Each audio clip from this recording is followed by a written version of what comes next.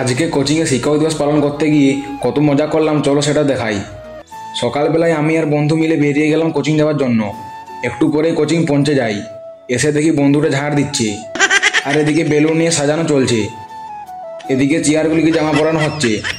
সমস্ত কাজ কমপ্লিট, তাই বন্ধুটা একটু নাচ করছে। আমাদের সমস্ত স্যারদের বরণ করার পরে অনুষ্ঠান শুরু হয়ে যায়। প্রথমে আমাদের কোচিংয়ের হেড স্যার বক্তৃতা দেন, তারপর এক বোন নৃত্য পরিবেশন করছে।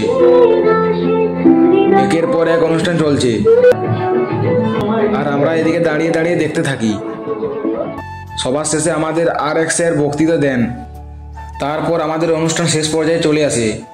অনুষ্ঠানের শেষে আমরা একটু নাচ করতে থাকি। নাচতে নাচতে কে আমার হাতে পা দিয়ে দেয়। যাই হোক, এসব বাদ দিয়ে নাচতে শুরু করে দিই।